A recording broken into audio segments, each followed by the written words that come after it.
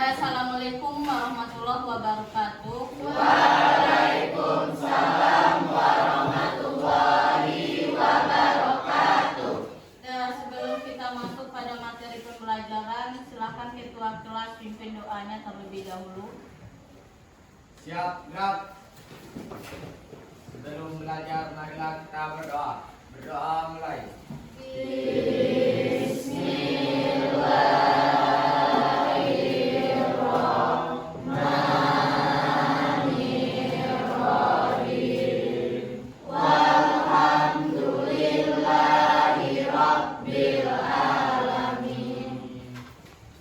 Bagaimana kabar Ananda hari ini? Alhamdulillah luar biasa, tetap semangat. Allahu Akbar. Alhamdulillah ya. Kita cek kehadiran Ananda dulu.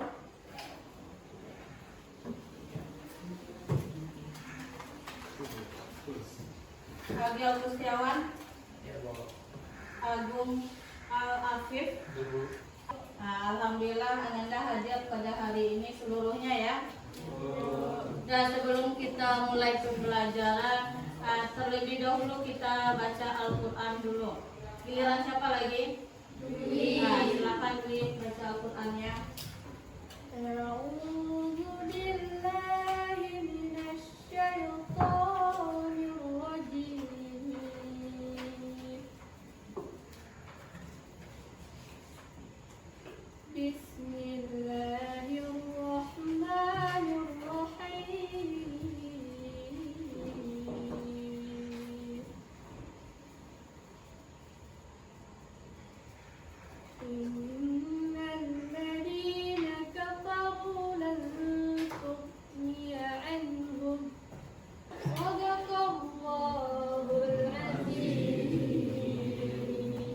Semoga dengan pembacaan ayat suci Al-Quran tersebut bisa membuat Ananda fokus dalam menerima pembelajaran pada hari ini.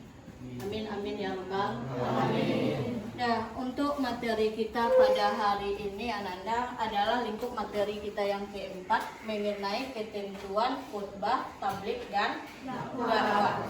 Jadi sebelum kita masuk pada materi yang baru kita ini, Ananda masih ingat apa materi kita minggu kemarin? Menjelaskan mengenai apa? Perkelahian pelajar, Tawuran pelajar, minuman keras, dan narkoba. Ada yang bisa menjelaskan apa itu tawuran pelajar? Silakan Nazifah. Tawuran pelajar adalah perkelahian yang melibatkan banyak pelajar atau perkelahian yang dilakukan oleh sekelompok orang yang berstatus pelajar. Nah, jadi itu pengertian dari tawuran pelajar. Nah, bagus sekali. Terima kasih kepada Nazifah. Kemudian yang kedua adalah minuman keras. Ada yang bisa menjelaskan apa itu minum keras? Musik, silakan musik. Minuman keras atau khamar adalah jenis minuman dan makanan yang dapat memabukkan dan menghilangkan kesadaran seseorang. Nah, itu pengertian dari minuman keras. Kemudian yang ketiga adalah narkoba. Ada yang bisa menjelaskan pengertian narkoba? Ivy, silakan Ivy. Narkoba adalah singkatan dari kata nar yaitu narkoba, ko yaitu psikotropika, dan ba yaitu bahan-bahan adiktif. Nah, berarti itu pengertian dari narkoba. Berarti Ananda sudah memahami mengenai tawuran, minuman keras, kemudian narkoba. Sekarang kita masuk mengenai materi kita yang baru seperti yang Ananda lihat di depan mengenai ketentuan khutbah, tabligh dan dakwah. Tujuan pembelajaran kita pada hari ini ada 4 Ananda. Yang pertama adalah peserta didik dapat menganalisis ketentuan khutbah, tabligh dan dakwah. Kita ada 4. Untuk materi kita pada hari ini, kita membahas tujuan pembelajaran yang pertama mengenai menganalisis ketentuan khutbah, tabligh dan dakwah. Dan metode pembelajaran kita pada hari ini adalah PBL, Problem Based Learning, dengan metode diskusi secara berkelompok. Bisa dipahami? Bisa. Kemudian penilaian yang Ibu lakukan ada dua, Ananda. Ada penilaian formatif dan ada penilaian sumatif. Karena kita nanti berdiskusi secara berkelompok, jadi penilaian untuk diskusi kelompoknya ada 4. Yang pertama adalah penguasaan materi, yang kedua teknik penyampaiannya, yang ketiga kesesuaian isi dan tema, yang keempat adalah performan Ananda. Bisa dipahami? Nah, alhamdulillah bisa dipahami. Sebelum kita masuk pada materi, silahkan Ananda berdiri terlebih dahulu. Kita breaking dulu.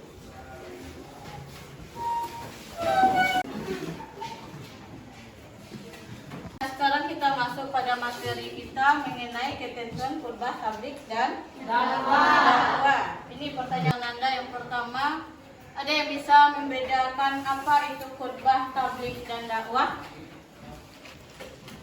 Khutbah biasanya terdapat di dalam suatu kegiatan ibadah. Khutbah secara bahasa berasal dari kata kataba, yaktubu, kubatan, bermakna memberi nasihat dalam kegiatan ibadah seperti sholat, Jumat, Idul Fitri, Idul Adha, Istisqa, Kusufain, wukuf dan nikah. Nah, nanti itu pengertian dari khutbah. Kemudian yang kedua ada tablik. Sarah, bisa Sarah menjelaskan pengertian dari tablik? Tablik secara bahasa berasal dari kata balaga, yubaligu, tabligan, yang berarti menyampaikan, memberitahukan dengan lisan. Ya, bagus sekali. Kemudian yang ketiga pengertian dari dakwah. Siapa yang bisa menjelaskan pengertian dakwah? Dakwah secara bahasa berasal dari kata da'a, ya'du, dan dakwatan, yang berarti memanggil, menyeru, mengajak pada suatu hal. Ya, jadi itu pengertian dakwah. Jadi tugas Ananda hari ini, kelompok sudah Ibu bagi minggu kemarin. Jadi duduk sesuai dengan kelompok. Tugas Ananda adalah menganalisis ketentuan dari khutbah, tablik, dan dakwah sesuai dengan LKPD yang akan Ibu bagikan. Nah, silakan duduk secara berkelompok. Dan Ibu bagikan LKPD ini kepada Ananda. Nanti sesuai dengan LKPD masing-masing Ananda kerjakan. Kemudian setelah dikerjakan di LKPD, karena kan kita kemarin sudah membawa laptop masing-masing di kelompok. Jadi Ananda bikin nanti boleh berupa PPT, boleh PDF, boleh berupa Canva, boleh berupa video. Dari materi kita yang ada di LKPD. Bisa dipahami? Udah. Dan silakan dilihat LKPD masing-masing. Di dalam LKPD itu sudah ada petunjuk atau langkah-langkah kegiatan yang akan Ananda kerjakan. Yang pertama di sini buatlah rumusan terkait dengan ketentuan khutbah, tablik, dan dakwah. Kemudian yang kedua, carilah informasi bersama kelompokmu, baik dari buku maupun jurnal atau artikel, sebagai pendukung terkait mengenai ketentuan khutbah, tablik, dan dakwah. Kemudian Ananda tulis di dalam lembaran LKPD yang sudah Ibu bagikan. Kemudian nanti akan Ananda presentasikan ke depan kelas satu persatu mengenai ketentuan khutbah, tablik, dan dakwah. Bisa dipahami? Ada pertanyaan? Nah, silakan bekerja sesuai dengan LKPD masing-masing.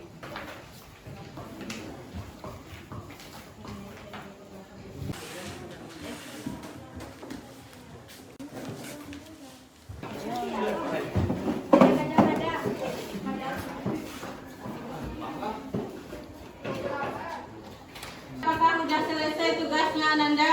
Sudah. Ya, silakan Ananda kumpulkan LKPD-nya ke depan.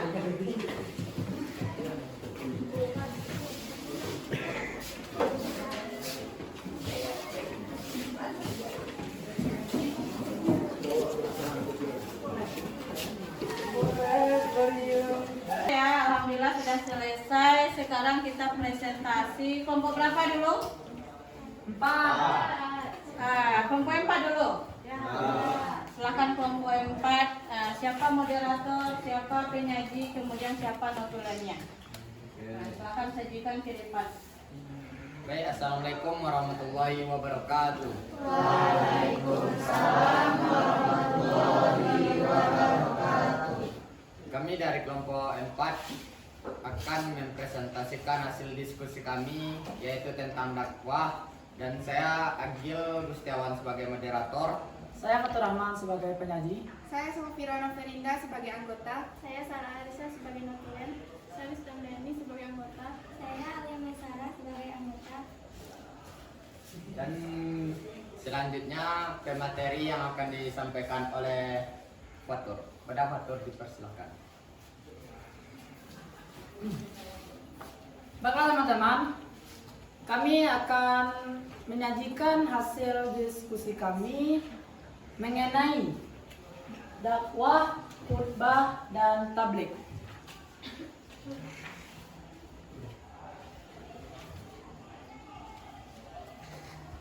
Kita mulai dari dakwah. Kata dakwah merupakan masdar atau kata dasar dari kata kerja da'a, yad'u, yang berarti seruan, panggilan, dan ajakan. Kita masuk yang kedua, yaitu tentang khutbah. Khutbah berasal dari kata khotbah, yakhtubu, khutbatan, yang berarti ceramah atau pidato. Kita masuk ke materi yang ketiga, yaitu tentang tabligh. Tabligh berasal dari kata balagha, yubaliu, tablighon, yang berarti menyampaikan. Menurut istilah tabligh adalah menyampaikan ajaran-ajaran Islam kepada umat manusia untuk dijadikan pedoman agar memperoleh kebahagiaan dunia dan akhirat. Baiklah, sekian materi kami tentang tabligh, dakwah, dan khutbah. Dan kembalikan kepada moderator. Baiklah, sekian materi dari presentasi kami. Sekarang kami akan membuka sesi pertanyaan. Assalamualaikum warahmatullahi wabarakatuh.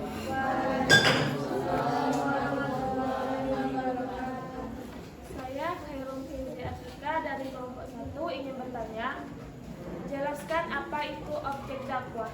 Wabarakatuh.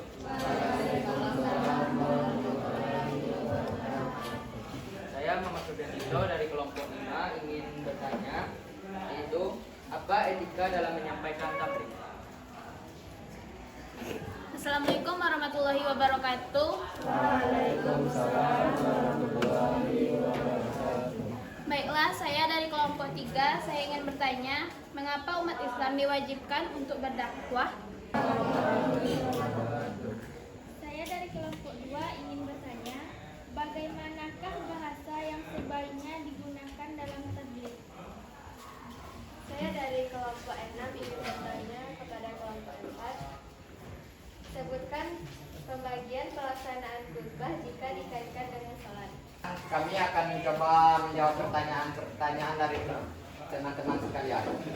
Pertanyaan pertama yang akan dijawab oleh Sofirona Ferinda. Baik, saya akan menjawab pertanyaan dari kelompok 1, yaitu jelaskan apa itu objek dakwah. 5 yang telah memberikan pertanyaan kepada kami yang menanyakan apa etika dalam menyampaikan tabligh. Baik, saya akan menjawab pertanyaan dari kelompok 3, mengapa umat Islam diwajibkan untuk berdakwah? Baik, saya akan menjawab pertanyaan dari kelompok 2, yaitu pertanyaannya, bagaimanakah bahasa yang digunakan dalam tabligh? Saya akan menjawab pertanyaan dari kelompok 6, sebutkan pembagian khutbah jika dikaitkan dengan sholat. Alhamdulillah untuk setiap kelompok sudah tampil tadi ya presentasi mengenai ketentuan khutbah, tabligh, dan dakwah. Sekarang kita simpulkan materi kita pada hari ini. Ada yang bisa menyimpulkan? Nah, silakan Dwi, simpulkan materi kita. Assalamualaikum warahmatullahi wabarakatuh. Waalaikumsalam warahmatullahi wabarakatuh. Saya akan menyimpulkan materi yang saya pelajari pada hari ini. Yang pertama, dakwah yang berarti mengajak orang lain untuk meyakini kebenaran ajaran Islam dan mengamalkan syariat Islam agar tercapai pola hidup yang lebih baik sehingga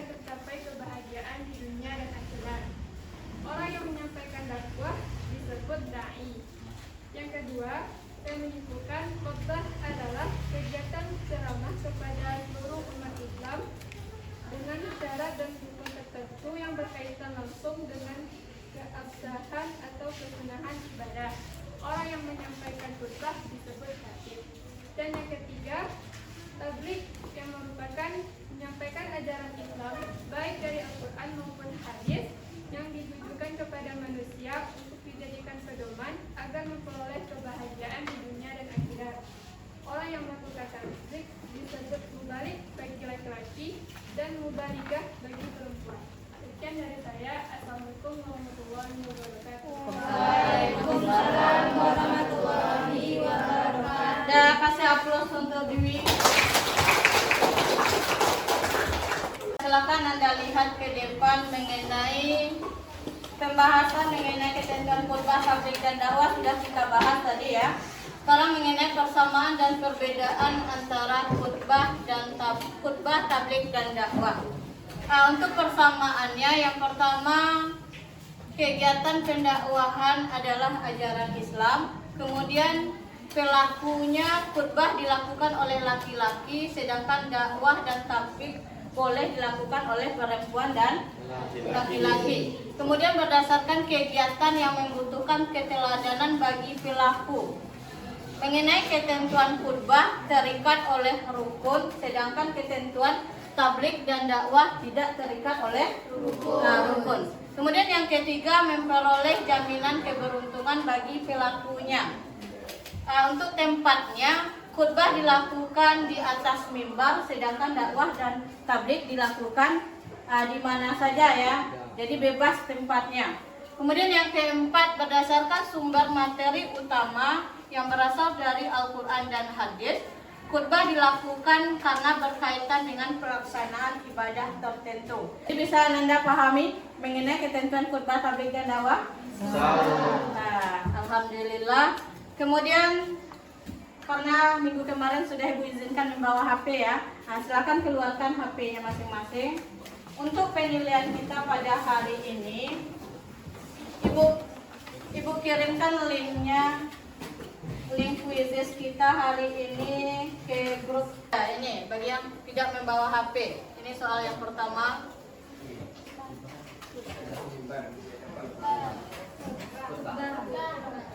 Berpidato di atas mimbar di hadapan para jamaah sesuai dengan syarat dan rukun tertentu.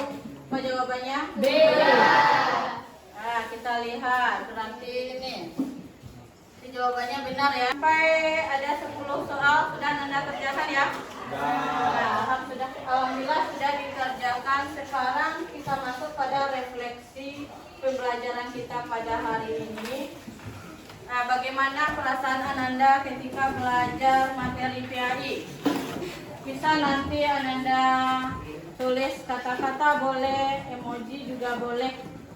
Kemudian apakah sudah memahami materi kita atau belum?